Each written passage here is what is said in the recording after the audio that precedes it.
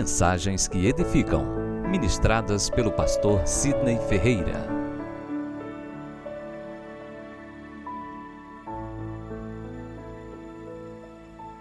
Meus irmãos, a graça e a paz da parte do nosso Senhor Jesus Cristo. Amém. Gostaria de convidar toda a amada igreja a se colocar em pé, em nome de Jesus. E abrimos juntos a Bíblia, no Evangelho de São Mateus, capítulo 4. Quantos estão felizes por estar na casa do Senhor, digam amém. Amém. Quantos estão felizes por estar na presença do Senhor, digam aleluia. Aleluia. Glória a Deus. Esse é o povo do Senhor, o povo eleito, povo remido, lavado, povo escolhido, povo glorificado por Deus. É o povo santo do Senhor. Evangelho de São Mateus, capítulo 4, versículo 19. Eu só vou ler uma frase desse versículo, que diz exatamente assim: vinde após mim. Mais uma vez, vinde após mim. Os irmãos podem repetir juntamente comigo? Vinde após mim. Curve sua cabeça. Pai querido, nós te rendemos graça e atribuímos a Ti a devida honra, pois Tu és digno da glória que tem. E como Teu povo, nos reunimos nesse lugar para ouvir a Tua voz. Portanto, fala, Senhor, com a Tua igreja. Fala, Senhor, com a Tua noiva. Fala conforme o Teu querer e conforme a Tua vontade. Essa é a nossa oração, consagrando toda a nossa mente, todo o nosso coração, todo o nosso entendimento e toda a nossa emoção a Ti, Senhor, somente a Ti, em nome de Jesus, amém. Podeis sentar.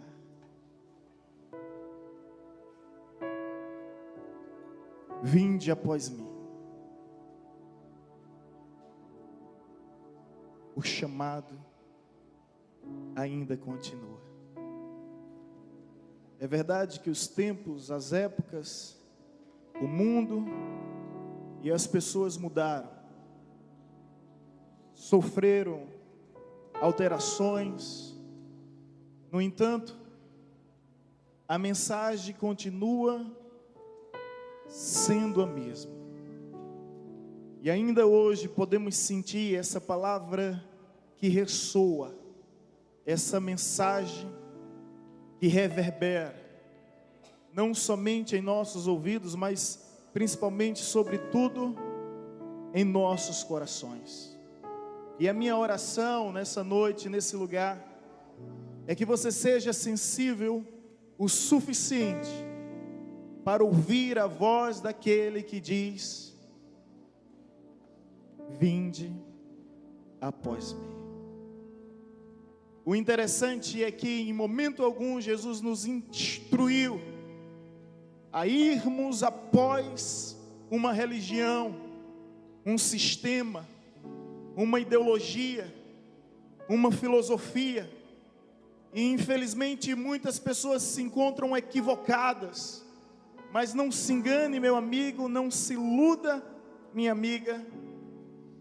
A mensagem de Jesus é muito bem clara: vinde após mim. Seguir Jesus não é seguir ritos. Seguir Jesus não é seguir dogmas. Seguir Jesus não é seguir sistemas.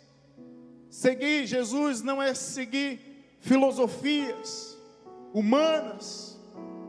Seguir Jesus significa exatamente seguir uma pessoa viva, uma pessoa real, uma pessoa presente,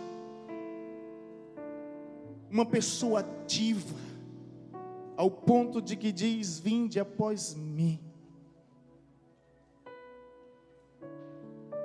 Eu oro para que essa palavra estremeça o seu coração e você seja capaz de ouvir a voz do Senhor que se encontra nesse lugar, pois todos certamente já sentiram a sua presença em nosso meio.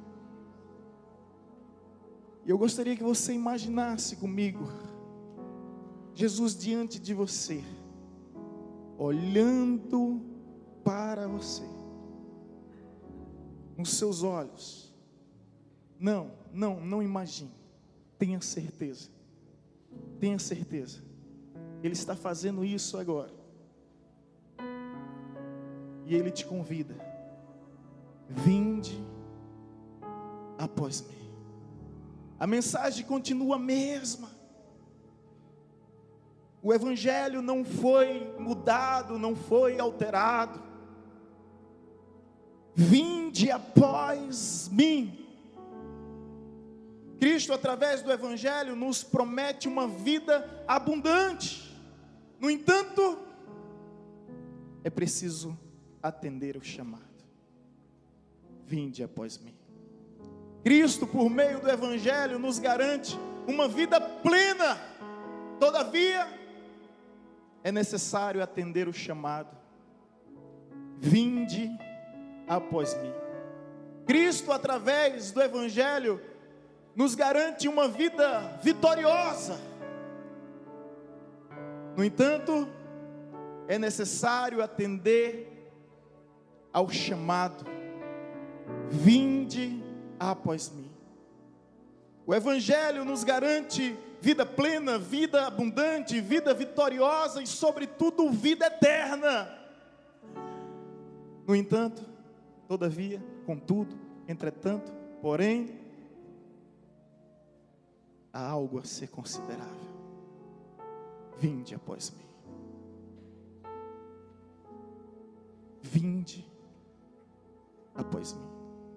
Esse é o meu chamado, é o teu chamado, é justamente o nosso chamado. E o que me impressiona nesse texto, nessa narrativa bíblica, é que Jesus, logo ao sair do deserto, cheio do Espírito, começa a pregar na região da Galileia. E ele vai às margens do mar de Tiberíades. E ele encontra Pedro e André. Olha para aqueles homens e diz: vinde após mim. E continua o seu percurso. A Bíblia diz que aqueles homens largaram rede, largaram o barco e simplesmente o seguiram. Mais na frente, ele encontra agora João e Tiago, que estavam costurando as redes. E Jesus disse: vinde após mim, porque eu vos farei pescadores de homens. E a Bíblia nos diz que aqueles homens deixaram redes, deixaram barco, deixaram o seu pai e foram após Jesus. Esse é o chamado. Sabe de uma coisa? Não sei quanto a você, mas para mim, o chamado é irrecusável. Para mim, o chamado é irresistível. Não foi através de discursos persuasivos, eloquentes.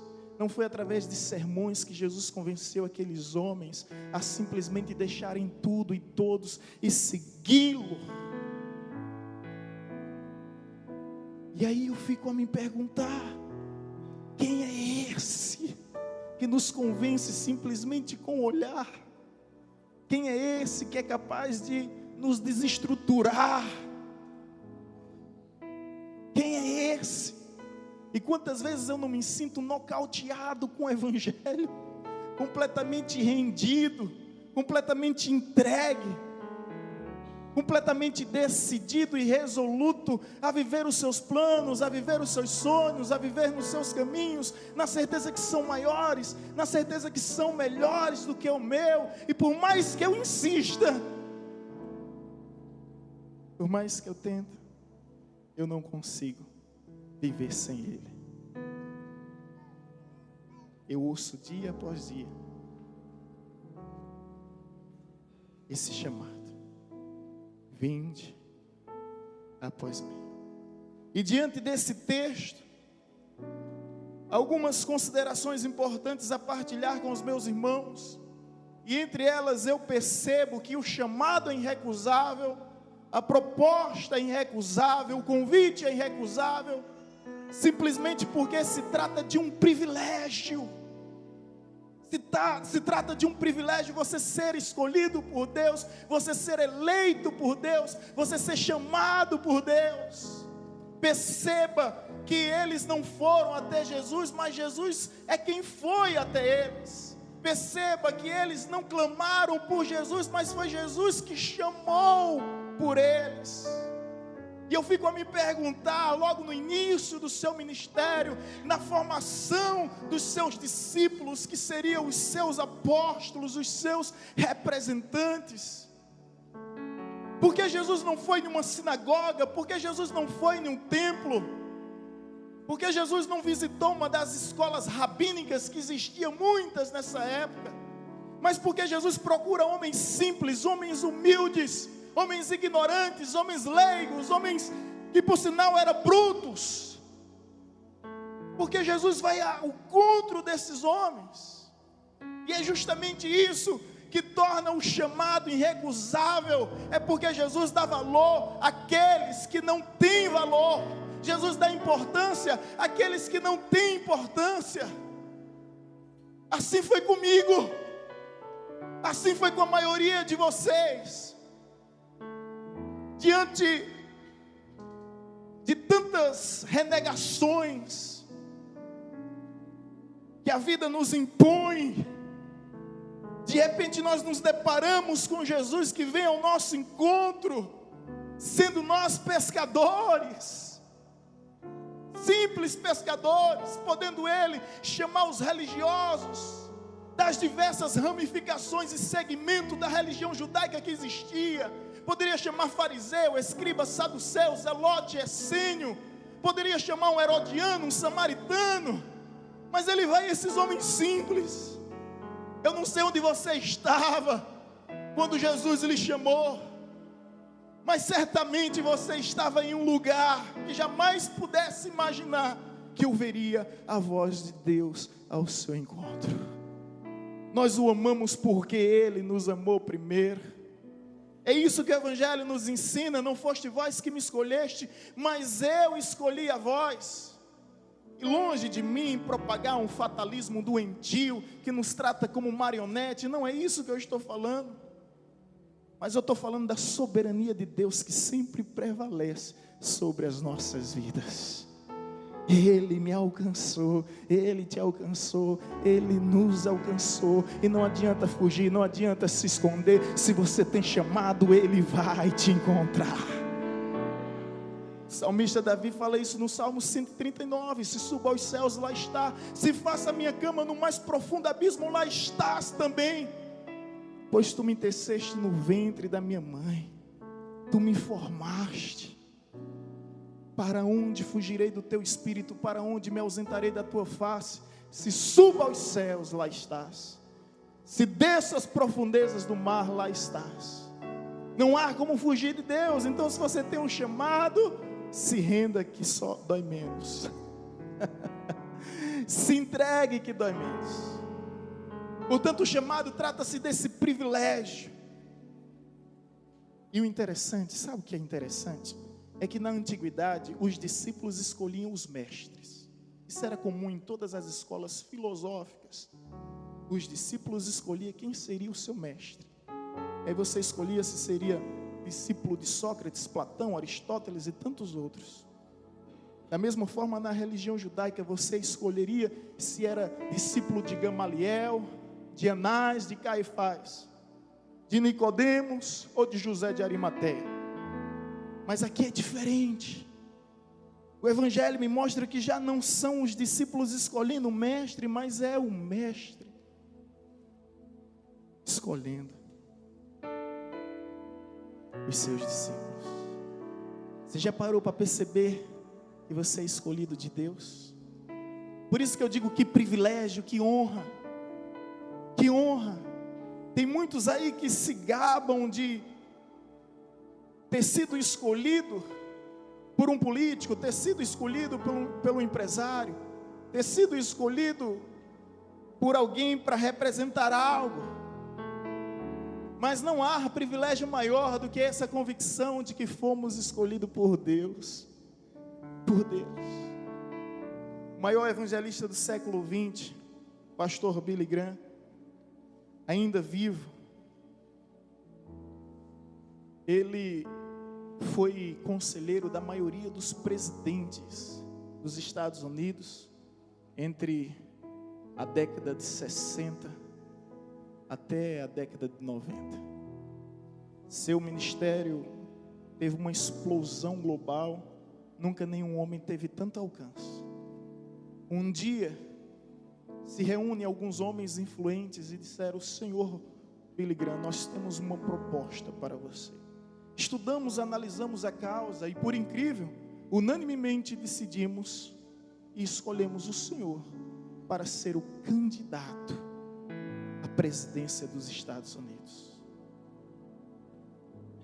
E Billy Graham disse: mas eu não posso. E logo retrucaram: por que o senhor não pode recusar uma proposta como essa? Eu não posso descer de cargo. Eu já sou embaixador do reino dos céus. É um privilégio, irmãos. O chamado é um privilégio. E você sabe do chamado que tem. Você sabe, porque a voz de Deus, ela sempre te alcança. Não importa onde você esteja, ela vai ao teu encontro. E ela sempre vai te despertar para essa verdade e essa realidade. Vinde após mim. Além de um privilégio, eu percebo por meio da história, da vocação de Pedro, de André, de João e de Tiago, é que Jesus faz uma promessa: vinde após mim e eu vos farei pescadores de homens. Ele faz uma promessa, e todo chamado se implica em uma promessa. Quando Deus chamou Abraão, ele fez uma promessa. Quando Deus chamou Davi, ele fez uma promessa. Quando Deus chamou Pedro, ele fez uma promessa. Quando Deus te chamou, certamente ele fez uma promessa. Quando Deus me chamou, ele fez uma promessa: vinde após mim e vos farei pescadores de homens. Apesar de sermos simples, Jesus nos escolheu para sermos os seus representantes, embaixadores do seu reino, atalaias da sua palavra, arautos do seu altar. Que tamanha honra, né? Essa é a promessa, ser pescadores de homens. Agora Pedro, André, João e Tiago sabiam o que é isso. Porque só quem é pescador aqui? Quem gosta de se aventurar? Fiquei sabendo que Rodolfo gosta. Pastor Rodolfo, ele vai lá para o Pesca e Pague, passa 2 horas e não consegue pescar nada. Eu nasci numa ilha artificial, desculpa aí, tá? Paulo Afonso, de nascença, e é impossível você não se arriscar aqui, não se aventurar como pescador. E o incrível é que o pescador não espera os peixes pular no seu barco, ele vai ao encontro dos peixes. Ele vai durante o dia, ele vai durante a noite, ele sofre frio, ele sofre calor, ele corre risco. Já pesquei de arpão, já pesquei no Grande Cânion, debaixo do bondinho, já pesquei de linhada, já pesquei de rede, já tive essas aventuras. Também confesso, eu fui lá um tão bom pescador. Mas Pedro, João, Tiago e André sabem justamente o que Jesus está falando sobre ser pescador de homens, sobre correr risco em nome de Jesus, sobre correr risco em nome do reino, sobre correr risco em nome de Deus, sobre a paciência. Tanto quando você está estressado, alguém vem para você e diz o quê? Vai pescar. Você nunca entendeu, não? Quando você está estressado, alguém diz: olha, vai pescar. Sobre a paciência de aguardar o momento oportuno, de levar a isca adequada. Tudo isso necessário na vida de um pescador. Então ele sabia justamente sobre o que Jesus estava falando. E o que me chama a atenção diante dessa promessa é quando Jesus diz: eu vos farei. Eu vos farei.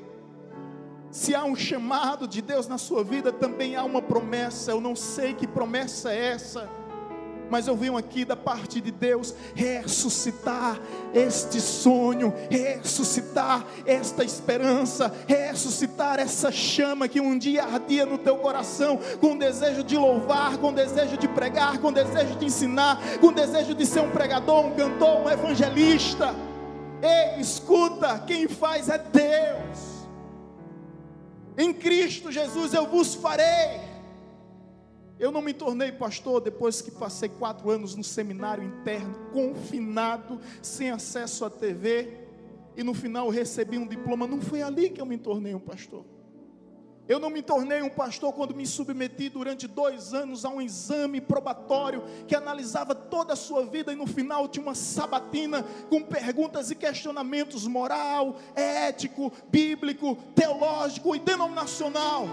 Fui avaliado por 10 homens, entre eles reitor de universidade, presidente da convenção e coordenador da regional.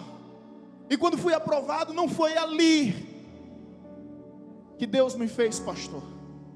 Vim para Paulo Afonso, a igreja faz uma assembleia extraordinária, e por meio de uma eleição, eu sou indicado e aceito a ser pastor, isso em 2005. Mas não foi ali que eu me tornei pastor. Sabe por quê? Porque não é um diploma que te faz pastor.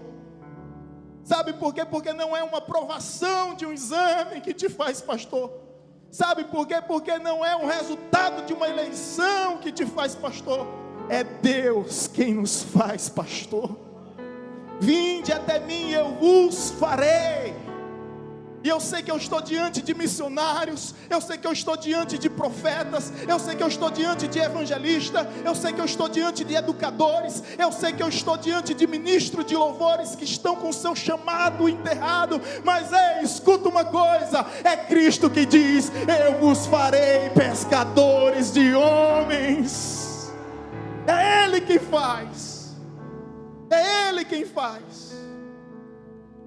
Um dia eu tive a oportunidade de ouvir um dos homens que eu considero o melhor, um dos melhores pregadores da nossa região, do Nordeste, pastor Alexandre Ximenes. Já foi pastor da primeira igreja Batista Betel, em Maceió. Inclusive, quando ele era pastor lá, eu estava no seminário, eu era comportor da SPB, e ele vendeu Bíblia sem saber para mim.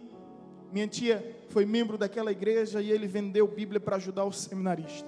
Um dia eu tive a oportunidade de ouvi-lo em Recife, pregando. Fui até o final e o cumprimentei. E um homem de Deus, uma palavra muito abençoada. Ele disse que na época do seu seminário, estava ele e vários outros homens conhecidos, ele citou o nome. E tinha um jovem lá, que dizia que tinha um chamado, e dizia que tinha uma promessa, mas ninguém dava crédito nenhum àquele jovem. Sabe por quê? Aquele jovem não sabia pregar, aquele jovem não sabia ensinar, aquele jovem não sabia cantar, aquele jovem também não sabia tocar nenhum instrumento. E o pastor Alexandre Ximenes disse que no dia da formatura, os amigos se reuniram e comentaram: o que será do pastor Márcio? Pastor Márcio não sabe isso, não sabe aquilo, não sabe. Concluíram o curso, cada um foi para o seu lugar, e alguns dias depois ele ficou sabendo que aquele pastor Márcio, a igreja dele, que só tinha 300 membros, começou com 1.000 membros quando ele assumiu. Depois foi para 5.000 membros. Depois foi para 15.000 membros. 25.000 membros. 50.000 membros. Ano passado eu estava na igreja do pastor Márcio. Hoje a igreja tem mais de 75.000 membros. uma das maiores igrejas do Brasil, uma das igrejas mais influentes do mundo. Eu estou falando do pastor Márcio Valadão, pai de André Valadão, de Ana Paula Valadão, do ministério Diante do Trono da Igreja Batista Lagoinha, que o mundo todo certamente já ouviu falar. O que será do pastor Márcio? Ei, é Deus quem faz a tua história. É Deus quem faz a tua história. É Deus quem faz a tua história. Deus chama Pedro, um homem inseguro, um homem volúvel, um homem completamente impetuoso, impulsivo. Deus chama Pedro, um homem que chegou a negá-lo 3 vezes. E mesmo assim Jesus não desiste de Pedro. Eu fico imaginando que em alguns momentos os apóstolos devem ter perguntado: e agora o que será de Pedro? O galo cantou. E essa síndrome do canto do galo vai perturbar a vida dele o resto dos seus dias. Mas quando Jesus ressurgiu dentre os mortos, ele disse o seguinte recado para as mulheres que foram visitar no domingo pela manhã: diga aos meus discípulos e diga a Pedro que eu estou vivo. O sonho não acabou, o sonho continua. Quem sabe você não precisa ouvir esta palavra: Ele ainda está vivo. Ele ainda está vivo. Ele ainda está vivo.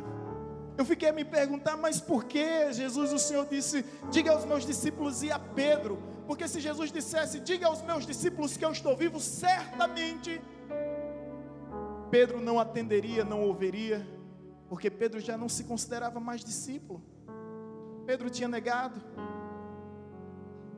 E o contexto do vernáculo no original grego é o seguinte, meu irmão: é que Pedro, nas 3 negações de Pedro, a primeira vez Pedro negou.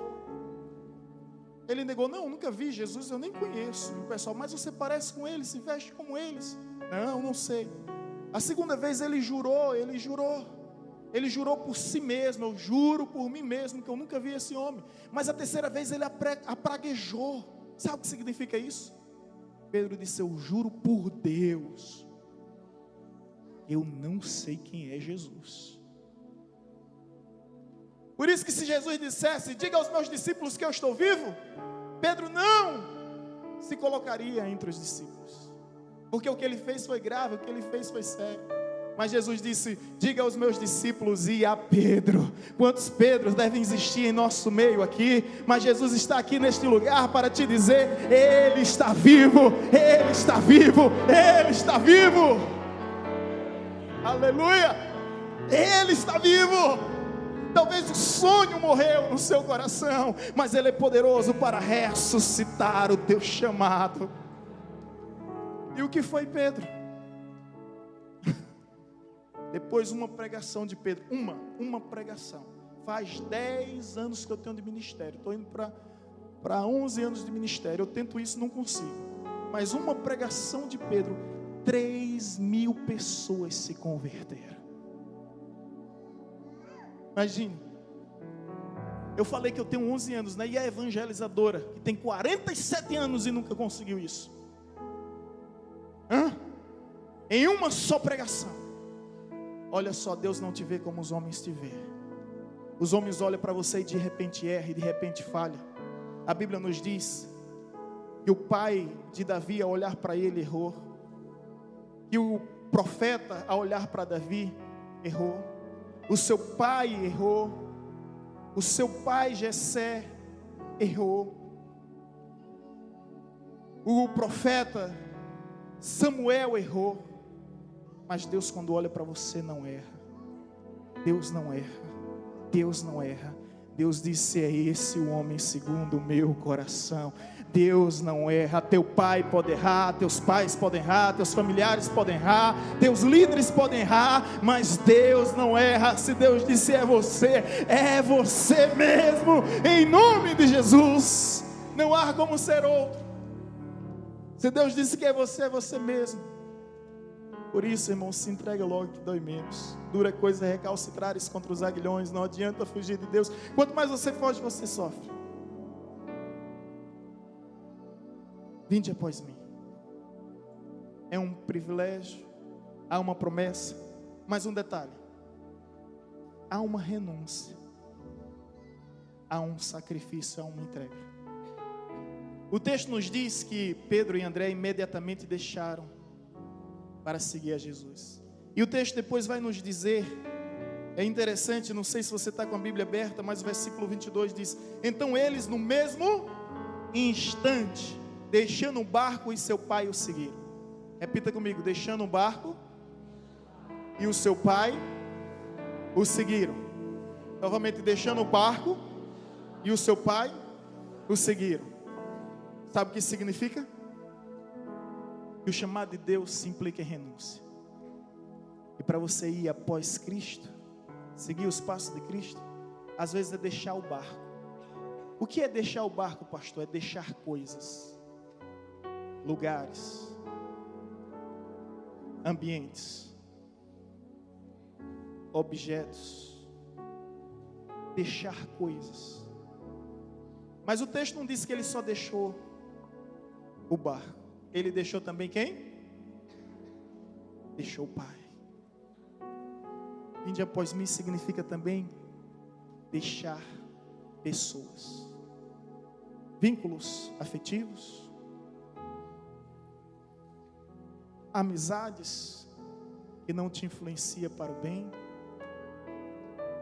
pessoas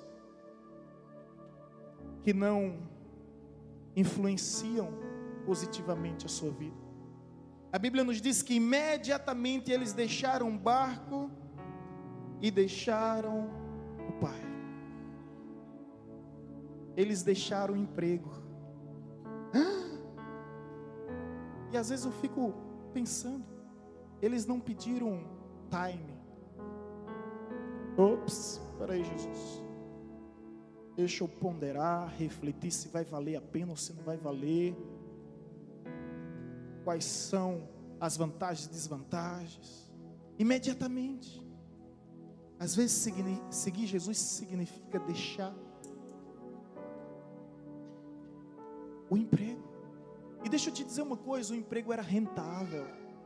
Era rentável. A Bíblia nos diz que havia uma sociedade entre Pedro, André, Tiago e João. Eles eram sócios. E era uma empresa familiar. Olha que o pai dele está lá. Geralmente o filho segue a profissão do pai. Qual era a profissão de Jesus? Carpinteiro, porque José, o pai padrasto de Jesus, era o quê? Carpinteiro. Podemos subentender que a profissão do pai de Pedro, do avô de Pedro e dos demais também eram pescadores. E talvez Pedro perguntasse a si mesmo: mas Senhor, pescador de peixe é minha profissão. E quantas pessoas aí estão tocando no mundo e diante do chamado vem com essas escusas evasivas? Ah, mas tocar, cantar é a minha profissão. Pode ser a tua profissão, pode ser o teu sustento, mas Deus, quando te chama, Ele te chama porque Ele deseja ser a tua provisão. Ele deseja ser a tua provisão. A tua provisão. O que dizer da ex-funkeira Perla? Deixou tudo. Poderia ser a Anitta hoje. Ela ouviu o vinde após mim. Deixou tudo. No apogeu do glamour, no ápice do sucesso, nas luzes dos holofotes, ela deixou tudo por Jesus. O que dizer de Rodolfo Abrantes, ex-vocalista dos Raimundos, uma das bandas de rock mais conceituadas? Ouviu a voz de Deus, e o que foi que ele fez? Deixou tudo. O que dizer de Cris Duran, comparado pela crítica e pela imprensa como novo Júlio Iglesias? Deixou tudo. Rede, barco, pessoas. O que dizer do Nelson Ned? Quem lembra do Nelson Ned? Deixou tudo. E o homem pequeno se transformou gigante. É uma lista quase que incontável. E tão grande que é. De pessoas que diante do seu chamado simplesmente deixaram tudo. Seguir Jesus às vezes significa abrir mão de determinados lugares e determinadas pessoas. A pergunta é: você está disposto a isso? Ei, olha para mim, será que você está decidido a isso? Eu conheço pessoas que renunciaram ao cargo público. Conheço pessoas, juiz de direito. Conheço pessoas que, para não se corromper, para não se contaminar, porque o que importa é juntar tesouro no céu, abdicaram de títulos, abdicaram de posições, para viver na certeza que o seu nome está escrito no livro da vida. É verdade que, não se assuste, e o convite de Deus nem sempre é para mudar de profissão. De repente Ele quer te usar na tua profissão. Como um jogador de futebol, Ricardo Oliveira. Perguntei ali dele, isso é Ricardo Oliveira? É. Diz que cada encontro, cada reunião é um culto. Jogador do Santos, foi artilheiro aí, um tempo desse, ano passado. E o nome de Deus é glorificado através da sua vida, como a venezuelana Bárbara Palacios, modelo, chegou a ganhar Miss estadual no seu país, depois chegou a ser Miss nacional, depois concorreu nas décadas de 80, em meados das décadas de 80, ao Miss Universo. Ela ganhou o Miss Universo, e não deixou de ser cristã. Quando vem com aquela coroa para ela em público, pergunta-se ao vivo, onde o mundo todo está acompanhando: essa é a maior coroa da sua vida? Porque eu soube que você tem a tríplice coroa, a coroa do seu estado, a coroa do seu país, e agora você tem a coroa do mundo. Essa é a maior coroa? E ela disse: não, a maior coroa eu receberei das mãos do meu Senhor e Salvador, Jesus Cristo. Aleluia, aleluia, glória a Deus. Pessoas que usam a sua profissão para glorificar o nome de Deus, que não se envergonham, que não se acovardam, mas que testifica de que pertence a Cristo. E chegou o tempo da decisão, meu irmão. Chegou o tempo de dizer: vocês escolham que Deus querem servir, mas eu e minha casa serviremos ao Senhor. Quem for santo se santifique, quem for impuro continue em suas impurezas. Mas é chegado o tempo da decisão. Não há como brincar diante de tantas evidências que confirmam a volta de Cristo Jesus em nossa geração. Ei, o chamado continua. A mensagem é a mesma: vinde após mim. Vinde após mim. Nós estamos aqui para seguir Cristo. Não é um sistema, não é uma ideologia, não é seguir uma religião, não é seguir um movimento.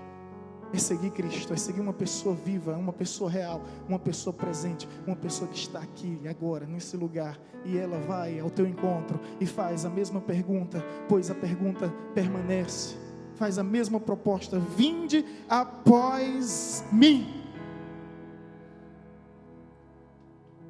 Eles deixaram o pai, Estou querendo aqui que você vá e deixe seus familiares, mas lembre-se do que está escrito: aquele que não deixar pai e mãe por amor a mim, não é digno de mim. Aquele que não deixar filho e filha por amor a mim, aquele que não deixar namorado, namorada, noivo e noiva, esposo e esposa por amor a mim, não é digno de mim. O que isso significa? É que ninguém, ouça bem, ninguém na sua vida pode estar acima de Deus. Ninguém na sua vida pode estar acima de Deus. Ninguém. Esse é o chamado: vinde após mim. Talvez não fizesse parte dos planos de Pedro, de André, de Tiago, de João. Quer saber? Também não fazia parte dos meus planos. Eu me lembro ainda hoje, 1º de janeiro de 2001. Era virada de um ano, virada de uma década, virada de um século, virada de um milênio. Deus virou a minha vida. E eu aceitei Jesus. Aquele dia encontrei meu amigo, irmão Antônio Carlos. Lembra, Antônio Carlos? Porque naquele dia, irmãos, eu ainda fui para a rua. Tinha um bloco aqui em Paulo Afonso que era na virada do ano. Não sei se vocês lembram. Toninho nessa época me evangelizava. Ele está aqui. Tinha um bloco. Quando eu cheguei na casa da hoje minha esposa, na época minha namorada, está lá a camisa do bloco. Tudo pronto. Eu olho e disse: eu não vou mais não. Mas eu vou na rua acompanhar. Fui na rua e lembro de ter visto o Toninho. Eu disse: Toninho, eu aceitei o chamado. Eu ainda lembro a expressão dele quando ele olhou para mim. Ele ia saindo assim no meio da multidão. Eu aceitei o chamado. E desde aquele dia, se eu estou hoje aqui, porque eu procuro seguir a Jesus, somente a Jesus. Sabe o que eu acho interessante desse vinde após mim? Preste bem atenção aqui. Sabe o que eu acho intrigante? É que Jesus em momento algum diz: vinde após mim, e eu te curarei. Vinde após mim, e eu te libertarei. Vinde após mim, e eu te prosperarei. Vinde após mim, e eu te salvarei. Não é isso? Vinde após mim, e eu vos farei pescadores de homens. Jesus nos chama a sermos semelhantes a Ele. E quem é Jesus? Pescador de homens. Jesus nos chama aqui a andar como Ele andou, a viver como Ele viveu, a olhar como Ele olhou, a agir como Ele agiu. Sabe, irmãos, isso é relacionamento. Quando vocês estão entendendo, pode dizer amém. Isso aqui é relacionamento. Às vezes eu fico perguntando com Deus: Deus, permita-me aqui desabafar. Por que o Senhor não deixou uma cartilha toda pronta? Por que o Senhor não deixou tudo pronto? Por que o Senhor não deixou tudo explicado nos mínimos detalhes? Seria tão mais fácil para a gente, né, irmão? Se Deus dissesse: olha, é tricotomista. Não, é dicotomista. Se Deus dissesse: olha, não, é supralapsariano. Não, é infralapsariano. Se Deus dissesse: olha, é pedobatista. Não, é credobatista. Seria tudo mais fácil se Deus desvendasse esses mistérios teológicos que há. Não, é amilenista, pós-milenista, pré-milenista. Não, é armínio, é arminiano. Não, é calvínio, é calvinista. E eu estou me tornando cada vez mais calvinista, viu? Olha a situação. Calvinista. Brincadeira. Eu não defendo bandeira, porque Jesus disse: vinde após mim, eu estou seguindo a Jesus. Mas escuta isso, seria tão mais simples, concorda comigo? Seria tão mais fácil. Eu vi um do seminário que as pessoas discutiam se Adão e Eva tinham umbigo ou se não tinham umbigo, se Eva surgiu da costela esquerda ou da costela direita. E eu fiquei perguntando: Deus, seria tão mais simples, porque o Senhor nos coloca nessas aí? A gente fica perdendo tempo, quebrando cabeça. E eu fiquei encucado várias vezes com isso, até que eu descobri que Jesus nos chama para relacionamento. Você consegue entender isso? É para relacionamento que Ele nos chama. Vinde após mim. É Ele que eu estou seguindo. Se é Ele que eu estou seguindo, eu tenho que viver como Ele viveu. Eu tenho que amar como Ele amou. Amar meus irmãos arminianos. Amar meus irmãos calvinistas. Amar meus irmãos tradicionais. Amar meus irmãos pentecostais. Jesus não deixou nada explicado como nós queríamos. Na realidade, Jesus nunca escreveu nada. Me diga o que Jesus escreveu. Jesus nunca escreveu nada. Nada. Ele apenas diz: ei, para onde? Após mim. Ei, vem. Para onde? Após mim. E é isso que nós estamos fazendo, seguindo os seus passos. Ei, eu não estou aqui para compreender o chamado. Sabe por quê? O chamado não se compreende. O chamado se confia. Quando Abraão foi chamado, Deus disse: sai da tua terra, da tua parentela, da tua casa, e eu te levarei para um lugar que eu te mostrarei. Deus não deu mais satisfação nenhuma. Abraão compreendeu? Abraão compreendeu? Não! Abraão confiou? O chamado não se compreende, o chamado se confia. Deixa eu te dizer outra verdade: chamado não se explica. Longe de mim esteja aqui hoje tentar explicar o chamado não se explica.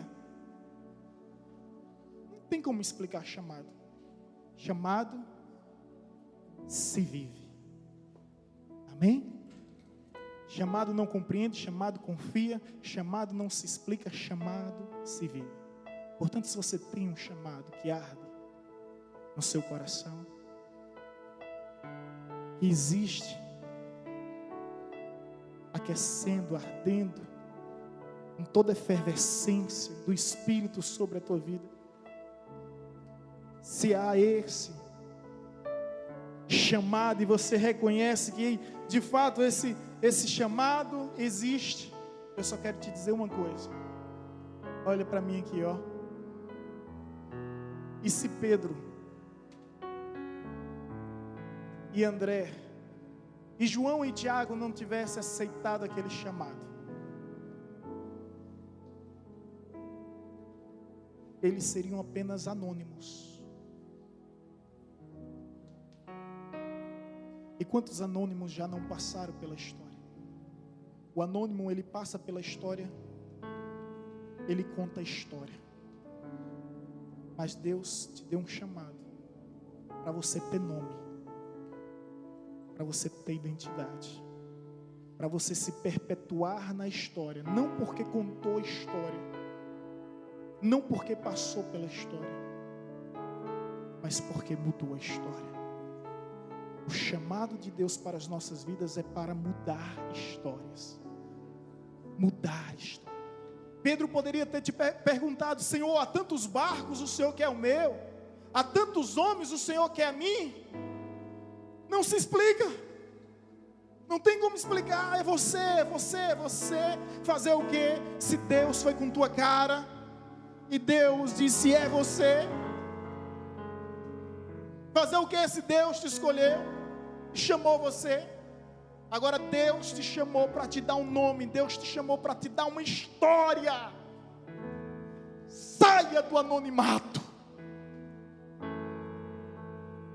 e atenda o seu chamado, porque tem vidas perecendo no mar deste mundo, precisando de pescadores de homens, e você é chamado e escolhido para ser justamente pescadores de homens, pessoas que vão resgatar homens e mulheres do lamaçal, do mar da vida, do mundo de pecados e pecados e pecados. Amém?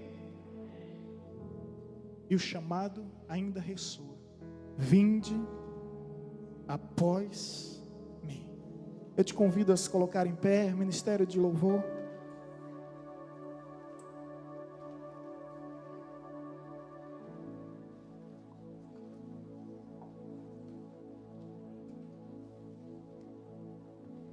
Coloca a mão no teu coração, irmão, em nome de Jesus.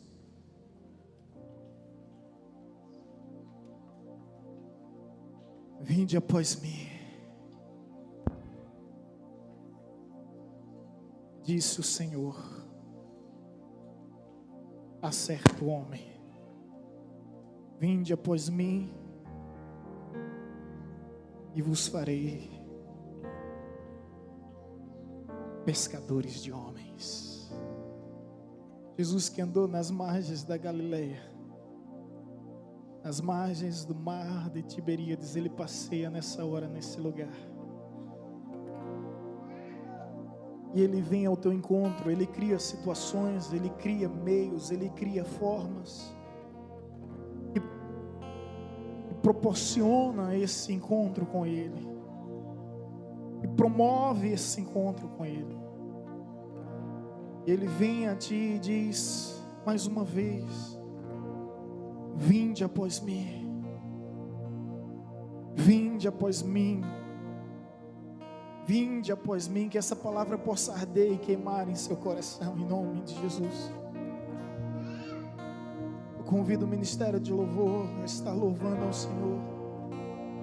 E eu te convido nessa hora a deixar tudo, a deixar todos, a deixar as redes que te prendem, a deixar os barcos que te aprisionam, a deixar as pessoas que te oprimem, a deixar tudo e todos imediatamente, ir após Cristo Jesus. Oh, aleluia! Oh,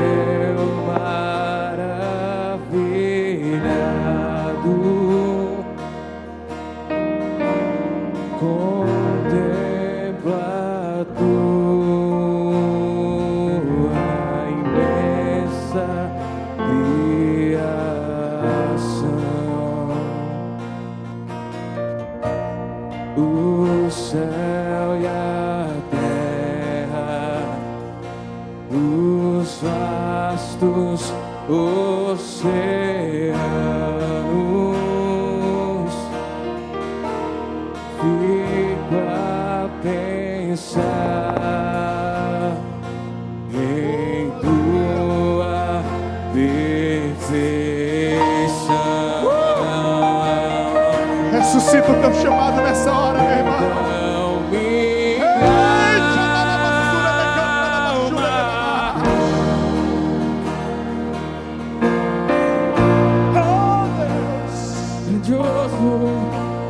Grandioso és tu,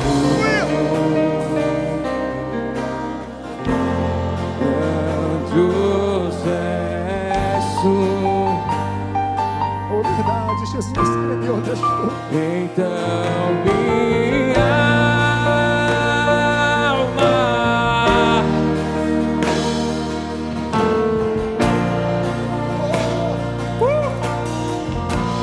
grandioso és tu.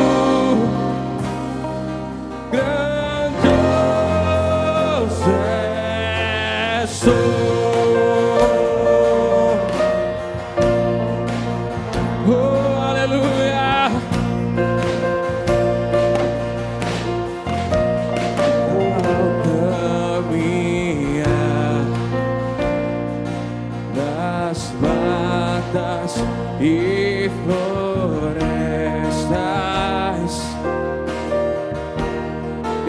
escuto as aves todas a cantar,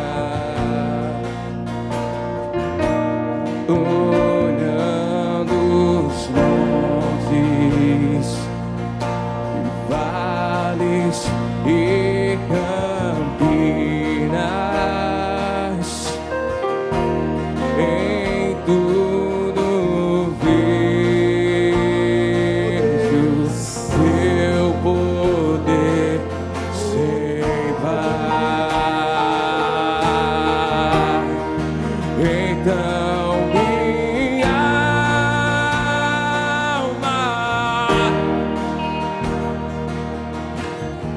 alma canta a ti, Senhor. Minha alma canta a ti, Senhor. grandioso és Oh, aleluia. Tu és grandioso. grandioso és tu. Então minha alma Oh, minha alma canta a ti, Senhor. grandioso és tu, grandioso és tu. Quantos querem a volta do Senhor neste lugar? Oh, aleluia! E quando enfim Jesus Ele há de vir. aleluia, Alma celeste. Oh, então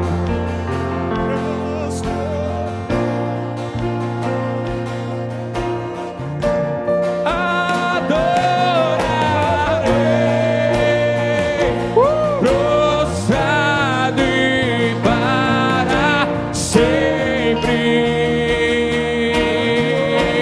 Grandioso és tu,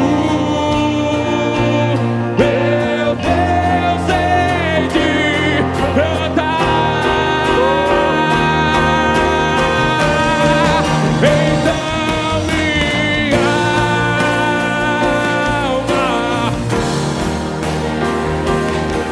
canta, canta, canta, minha alma. sim, Senhor, Canta a ti, Senhor. grandioso és tu, Aleluia. grandioso és tu, grandioso, grandioso. Então minha alma canta a ti, Senhor. Grandioso és tu, grandioso és tu.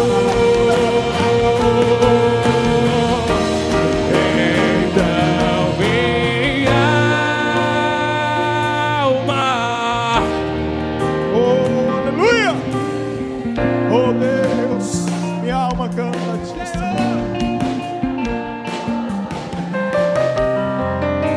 Oh, Deus, grandioso és tu, grandioso és tu.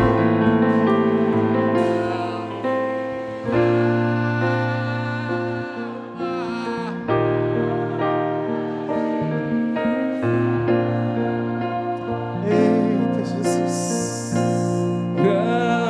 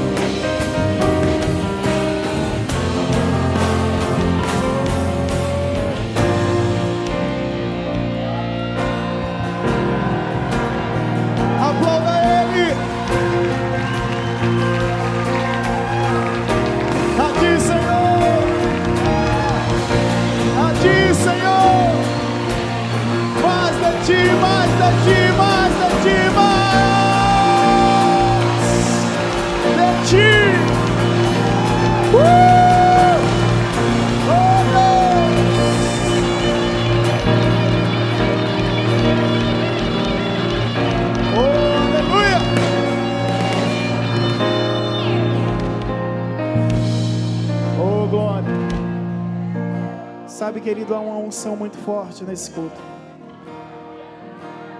Muito forte, muito forte. Muito forte. Não sei se você percebeu, mas o pastor Rodolfo precisou sair. E ele está agora aqui em uma sala ao lado, expulsando demônios. Houve manifestação aqui. Diaconisa Nilde levou a pessoa para lá. E o pastor Rodolfo está expulsando demônios. A unção é tão grande nesse lugar que nem demônio resiste. Oh, aleluia! Oh, aleluia!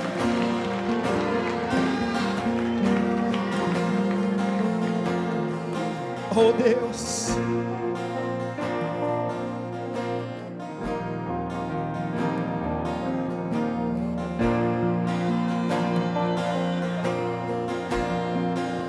Jesus está ressuscitando um chamado nesse lugar.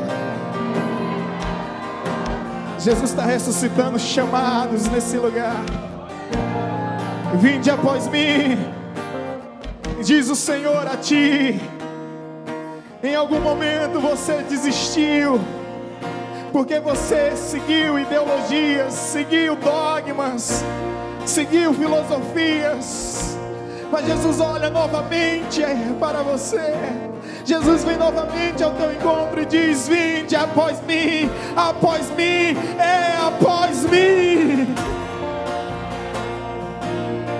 Eu ainda insisto em fazer uma oração. Se há mais alguém nesse lugar que deseja entregar a sua vida a Jesus, deseja confessá-lo como o único Senhor e suficiente Salvador.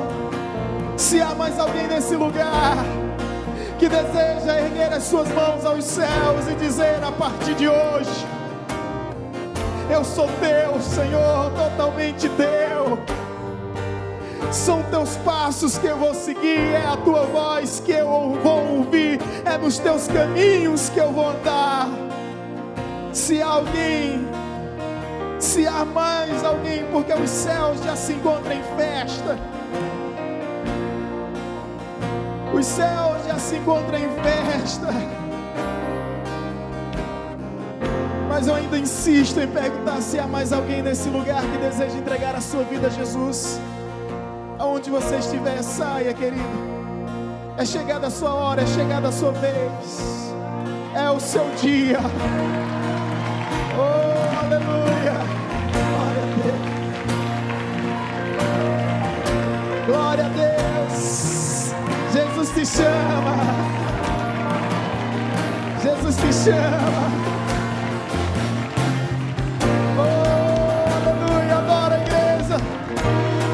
O Senhor está nesse lugar, libertando os oprimidos, curando os enfermos, salvando os perdidos, reconciliando o seu povo consigo mesmo. Oh Deus, o chamado é irresistível. É por isso que Leonardo está aqui. Que o chamado é irresistível. O chamado é irresistível. Não adianta fugir, não adianta se esconder. Não é homem que está te chamando, é Deus que está te chamando. Não é voz de homem, mas é a voz do Senhor que vem ao teu encontro e que diz: vinde após mim, vinde após mim, vinde após mim.